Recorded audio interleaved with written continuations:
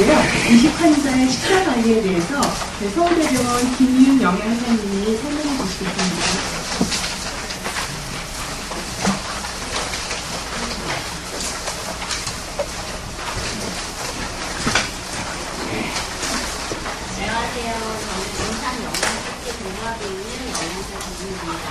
귀한 자리에 시간 마련해 주셔서 정말 감사하고요. 많이들 궁금해하셨다는 얘기를 저도 먼저 들었어요. 부쩍 도움이 되는 시간이었으면 좋겠는데 살펴보겠습니다.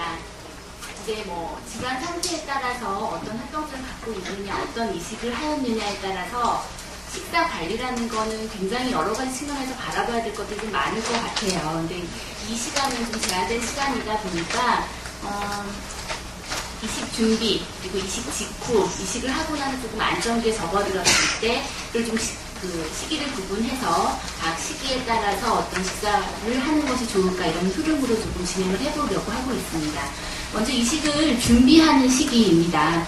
이제 어떤 것들을 좀 목표로 삼는 것들이 좋을 것 같냐면, 이식을 하기 위한 몸을 만들고 이렇게 하는 거죠. 그래서 적절한 영양 섭취를 하는 게 중요한데, 이제 여러 가지 기저 질환의 문제로 인해서 합병증들이 문제가 되는 경우들이 있어요. 그래서 그런 것들은 좀 최소화하면서 적절한 영양 섭취를 하실 수 있도록 하는 것들을 목표로 하고 있습니다. 왜 자꾸 이식 전에 영양 상태 이런 것들을 얘기하게 되냐면, 이제 간단히 보시면 영양이 불량한 환자에 있어서 그렇지 않은 정상인 사람에 비해서 이식 후의 재원기관이 상당히 유의적으로 증가되어 있는 것들을 볼 수 있고, 재원기관뿐만 아니라 여러 연구에서 이식 후의 예후에 영향을 미친다라는 얘기들을 하고 있죠. 이제 영양 상태를 좋게 하면 좋겠다 생각이 드는데, 이러이러한 이유 때문에 실제로 많은 이식을 준비하는 환자분들에게 있어서 영양 불량이라는 것들이 빈번하게 관찰이 됩니다. 일단 입맛이 없다, 자꾸 토한다, 또는 합병증으로 인해서 이러이러한 식사 조절을 하라라고 들었는데, 이제 그런 것들이 좀 적절한 영양 지원과 함께 잘 병행되지 못하다 보니까 경구 섭취가 일단 기본적으로 부족하신 경우들이 많고요. 투석이나 아니면 설사, 아니면 복수를 빼낸다라든지 하는 과정들로 인해서 손실되는 것들도 꽤나 많습니다. 그래서 이런 것들을 고려해서 식사 관리는 이런 식으로 일단 조금 제가 정리를 해봤어요. 충분한 섭취가 필요한데 식욕부진 때문에 충분한 섭취를 하실 수 없다라면, 일단 가장 중요한 건 매 끼 식사를 한 상을 차려놓고 드시려고 하신다라는 건 그렇게 크게 의미는 없을 것 같아요.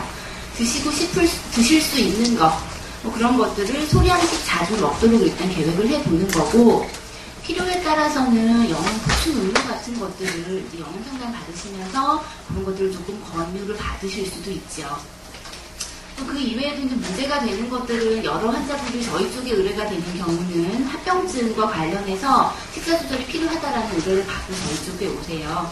이후로 누가 뭘 먹지 말했더라, 이런 식으로 해서 조절을 하시기보다는 질환 상태에 따라서 의료진이나 영양사와 상의를 좀 해주시고, 거기에 맞춰 좀 개별화된 적절한 식사 요법들을 병행하시는 게 많이 도움이 될 것 같고요. 마지막으로 많은 주의를 들으셨겠지만, 일단 이식의 원활한 진행을 위해서 성분 미상의 약재나 기타 검증되지 않은 이런 보조식품들의 이용들은 주의를 하시는 게 반드시 권고되겠습니다.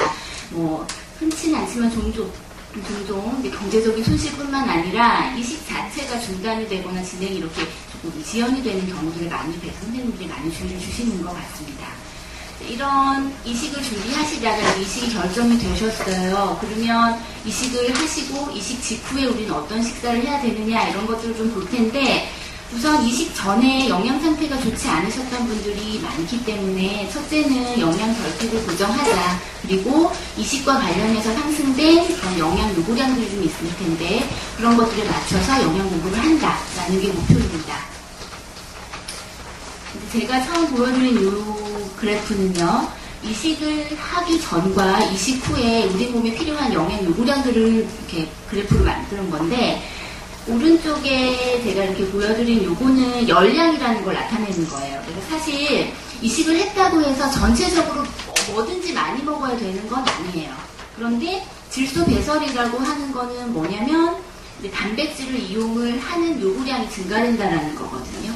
그래서 기본적으로 뭐든지 다 많이 먹는 건 아니고 잘 드시긴 해야 되는데 이제 어떤 그런 특정 영양소들의 비율이 조금 더 높아질 수 있는 거고요.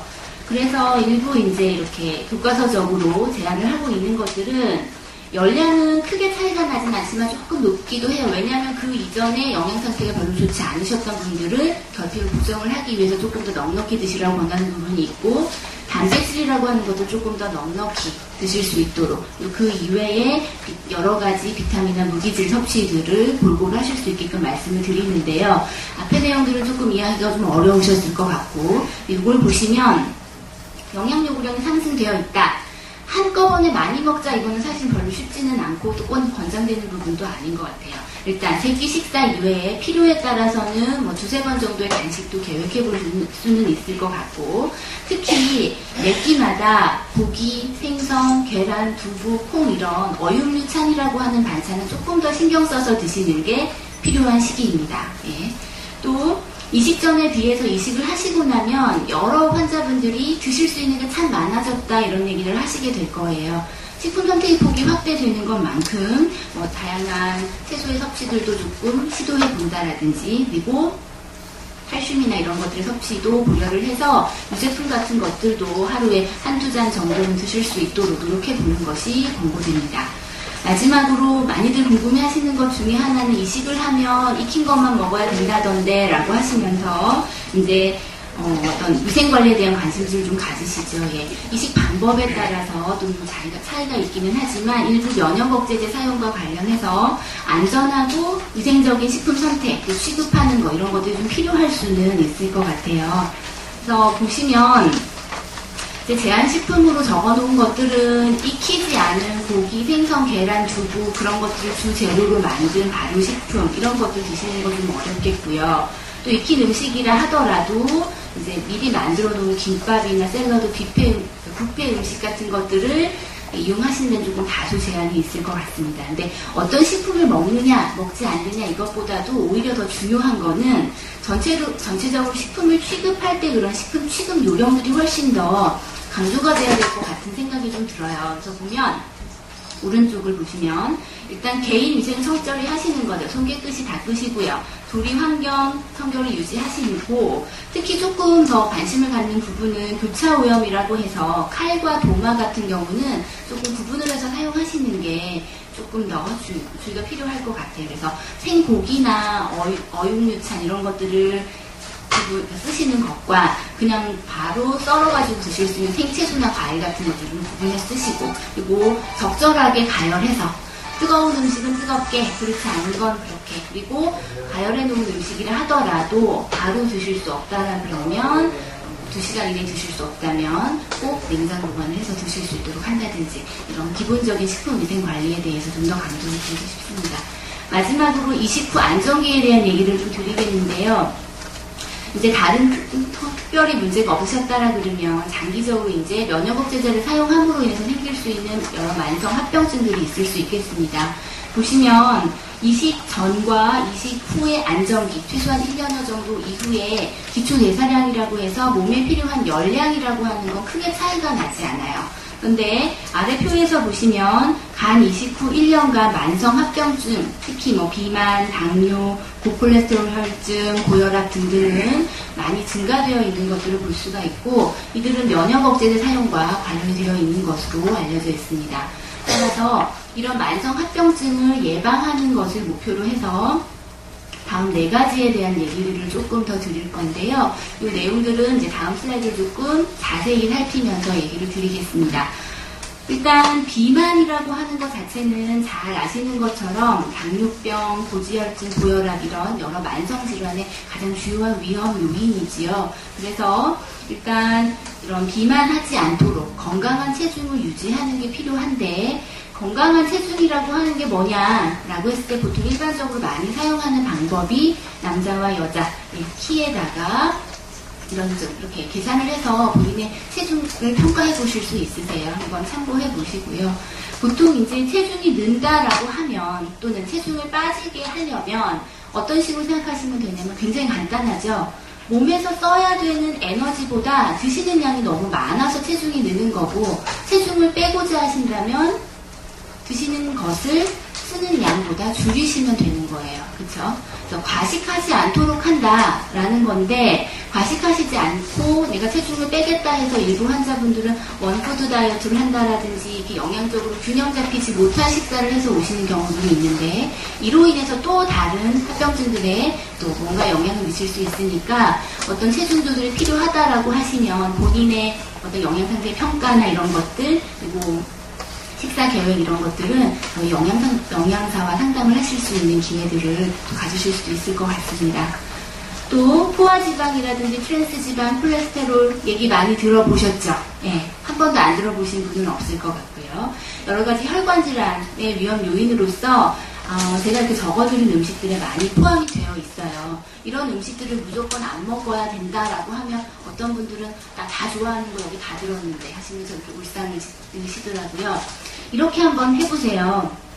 우선 육류를 못 드시는 건 아니지만 육류 대신에 생선이나 두부나 콩을 조금 자주 드셔보시도록 노력해 보시고요. 또 패스트푸드나 가공식품 이용하시는 거 조금 제한해 보시는 것도 좋고, 또 일반 우유나 저지방, 일반 우유 대신에 저지방이나 무지방 우유를 선택한다든지 이런 방법들을 좀 각각 활용을 해 보시는 것도 도움이 되겠습니다. 그 이외에도 고혈압, 이제 혈압 조절 잘 안 돼서 혈압약 드시고 혈압 조절에 대한 상담을 받으시는 분들이 계신데, 소금이 많이 들어간 음식은 혈압을 상승시킬 수 있습니다. 그래서 병원에서 이제 이식 전에 저염식을 많이 해보신 분들도 계시겠지만, 그렇게까지는 아니더라도 과잉의 염분 섭취는 되지 않도록 주의하는 것들을 권고드리고 있고요. 보이는 자료는 보시는 것처럼 이제 국이나 찌개, 특히 국물로 드시는 음식이나 아니면 이렇게 염장해 놓은 자반고등어, 배추, 김치, 그리고 인스턴트 식품 종류들이 다른 음식에 비해서 조금 염분 함량이 많다라는 것들을 조금 확인하실 수가 있으실 거예요. 그래서 일단 가장 쉽게는 해주실 수 있는 방법이 뭐냐면, 소금에 절여놓은 음식, 그리고 가공식품 이런 것들은 조금 피해 주시는 게 좋고, 다른 반찬은 좀 맛있게 드시더라도 또 국이나 찌개, 탕 종류의 국물은 조금 줄여 드셔보시는 게 더 좋을 것 같고, 식탁 위에 소금이 있다라 그러면 그런 소금을 더 추가해서 먹지는 않아 본다. 또 영양 표시 같은 걸 활용해봐서 나트륨 함량 이런 것들을 비교해가며 식품을 선택하는 것도 한 가지 방법이겠습니다. 마지막으로 면역억제제를 사용에 따라서 혈당 조절을 잘 안 된다, 나는 이전엔 당뇨는 없었는데 이렇게 얘기를 하시는 경우들이 좀 있으세요. 그래서 단순 당질이라고 한 음식들을 조금, 그런 종류들을 좀 조절하시는 게 필요할 수 있습니다. 첫째, 가급적이면 어떤 다른 칼륨이나 이런 것들을 조절하실 이유가 없으시다라 그러면 도정을 덜한 곡식이나 섬유소가 좀 많은 음식들을 좀 선택해 보실 수 있도록 하는 것들이 도움이 되고요. 또 채소나 과일 같은 것들을 적당량 좀 다양하게 섭취하실 수 있도록 하는 방법도 단순당제 섭취를 좀 줄여보는 방법입니다.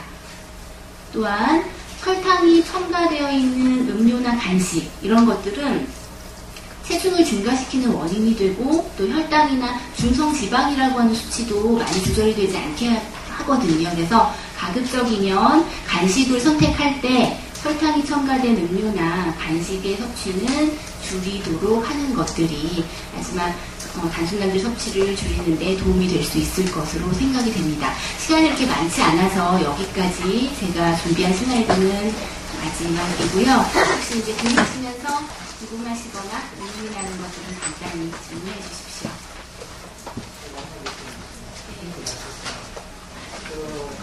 제가 궁금한 게, 백년여행 간호사님한테 계곡에 요새가 한 달 정도 잡혀라고 계곡이 어디가 될까? 적당히 좋죠. 일단 저희가 상담을 드릴 때는 특별히 계곡이라고 해서 소고기와 다르다라고 이렇게 해석을 하지는 않습니다.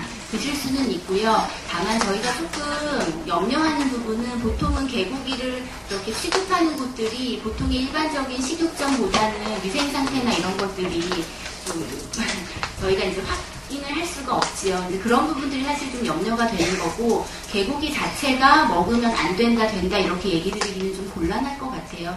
일반적으로 반찬으로 이용하실 수 있는 정도라면 크게 상관은 없을 것 같습니다. 예. 다만 조금 염려에 한 마디 더 붙이자면, 보신하셔야 된다 그래가지고 그것만 드시는 경우들이 좀 있으세요.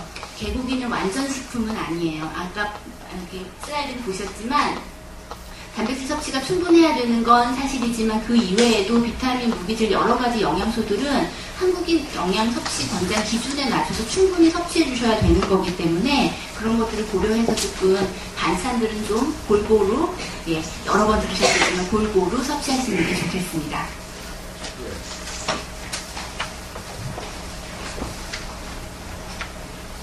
앉아서 질문을. 네. 저는 간 이식 환자가 아니고 간암으로 절제술환 환자입니다. 근데 저 같은 경우도 지금과 이식 환자와 같은 음식 유의가 필요한지.